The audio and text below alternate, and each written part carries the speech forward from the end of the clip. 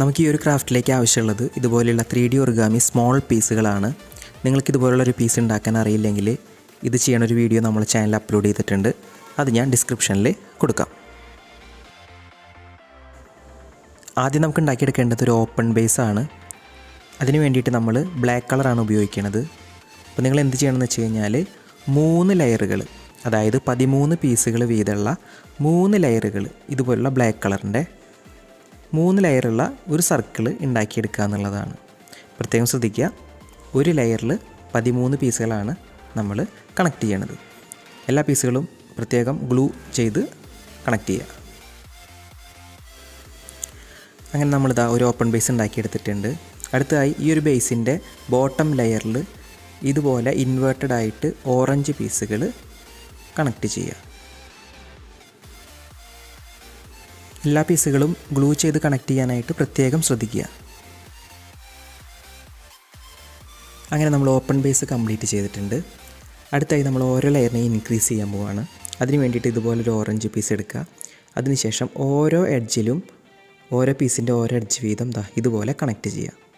ഒരു പീസിൻ്റെ ഒരു എഡ്ജ് മറ്റൊരു പീസിൻ്റെ മറ്റേ എഡ്ജിലേക്ക് മാത്രം കണക്ട് ചെയ്ത് ഇൻക്രീസ് ചെയ്യുക. ഈ വീഡിയോയിൽ കാണുന്ന പോലെ നിങ്ങൾ കണക്ട് ചെയ്യുക.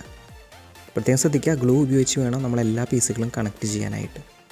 ഇതുപോലെ നിങ്ങൾ ഈ ഒരു ലെയറിനെ മുഴുവൻ കംപ്ലീറ്റ് ചെയ്തെടുക്കുക. അങ്ങനെ നമ്മൾ ഈ ഒരു ലെയറിനെ കംപ്ലീറ്റ് ചെയ്തിട്ടുണ്ട്. അടുത്തായി നമ്മളൊരു നോർമൽ ലെയർ കംപ്ലീറ്റ് ചെയ്യാൻ പോവാണ്. അതിന് വേണ്ടിയിട്ട് ഇതുപോലൊരു ഓറഞ്ച് പീസ് എടുക്കുക. ഇതുപോലെ നോർമലായിട്ട് കണക്ട് ചെയ്യുക. ഇതുപോലെ നിങ്ങൾ ഈ ലെയറിനെ മുഴുവനായിട്ട് കംപ്ലീറ്റ് ചെയ്യുക. അങ്ങനെ നമ്മൾ ആ ലെയർ കംപ്ലീറ്റ് ചെയ്തിട്ടുണ്ട്. അടുത്തതായി നമ്മളൊരു നോർമൽ ബ്ലാക്ക് കളർ പീസിൻ്റെ ലെയറാണ് കംപ്ലീറ്റ് ചെയ്യാൻ പോണത്. ഇതുപോലെ നിങ്ങൾ കണക്ട് ചെയ്ത് ഈ ഒരു ലെയറിനെ മുഴുവനായിട്ട് ബ്ലാക്കുകൾ കൊണ്ട് കംപ്ലീറ്റ് ചെയ്യുക. അങ്ങനെ ആ ഒരു ബ്ലാക്ക് കളറിൻ്റെ ഒരു ലെയർ നമ്മൾ കംപ്ലീറ്റ് ചെയ്തിട്ടുണ്ട്.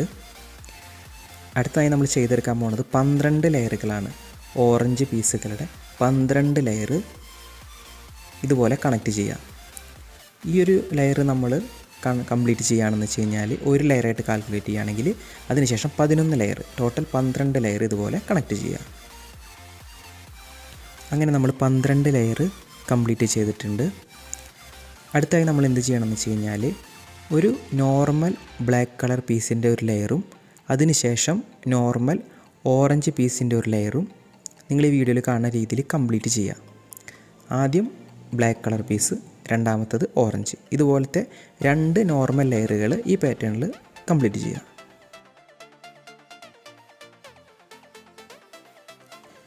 അങ്ങനെ നമ്മൾ ഈ ഒരു ലെയർ മുഴുവനായിട്ട് കംപ്ലീറ്റ് ചെയ്തിട്ടുണ്ട്. അടുത്തായിട്ട് നമുക്ക് ഈ ഒരു കോഫി കപ്പിൻ്റെ ഹാൻഡിലാണ് ഉണ്ടാക്കേണ്ടത്. അതിന് വേണ്ടിയിട്ട് നിങ്ങൾ എന്ത് ചെയ്യണമെന്ന് വെച്ചാൽ ഇതുപോലെ 2 ഓറഞ്ച് പീസ് എടുക്കുക. അതിന് നടുവിലായിട്ട് ഇതുപോലെ ബ്ലാക്ക് കളർ പീസ് കണക്ട് ചെയ്യുക. അതിനുശേഷം 2 എഡ്ജിലും ഇതുപോലെ ഓറഞ്ച് പീസുകൾ വീതം കണക്ട് ചെയ്യുക. വീണ്ടും ബ്ലാക്ക് കളർ പീസ്. നിങ്ങൾ ഈ ഒരു പാറ്റേണിൽ നിങ്ങൾ കംപ്ലീറ്റ് ചെയ്യുകയാണെങ്കിൽ നമ്മളിതിലെ നടുവിലുള്ള ബ്ലാക്ക് കളർ പീസുകളുടെ എണ്ണം എടുക്കുക.